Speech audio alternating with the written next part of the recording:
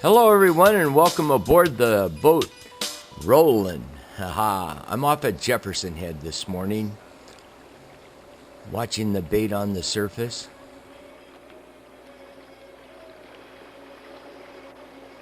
In downrigger fishing, it's important that you listen to what the wire is saying.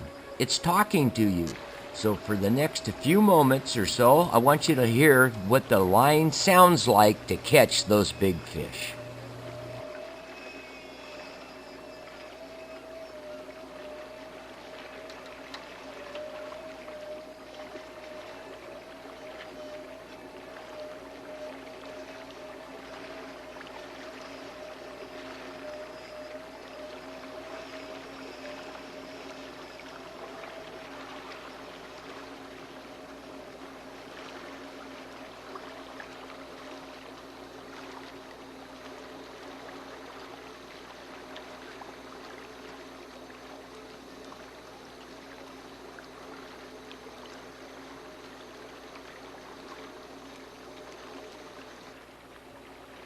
Pay attention to those sharp hooks.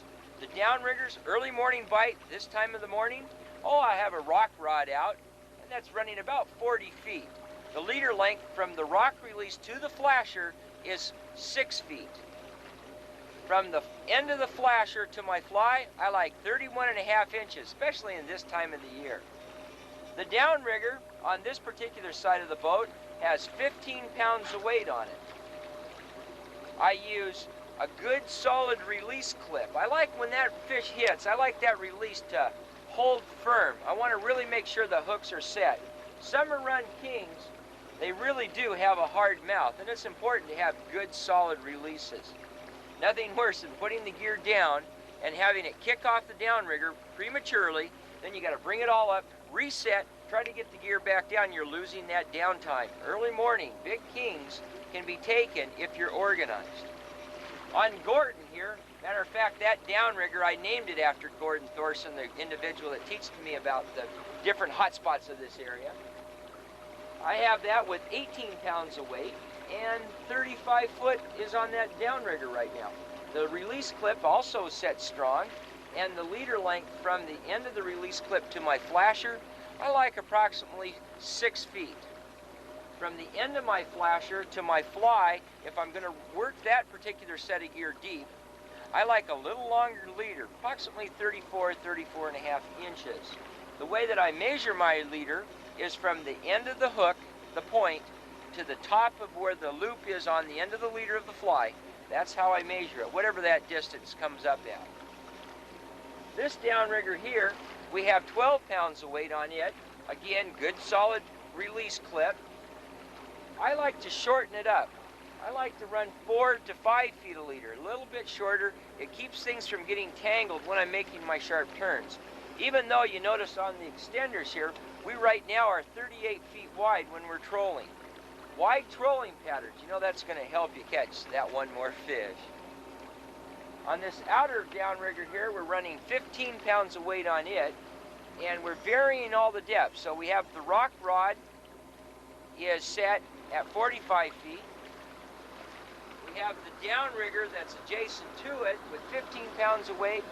It's set at 60 feet. Gordon's set at 35. This downrigger here is set at 45.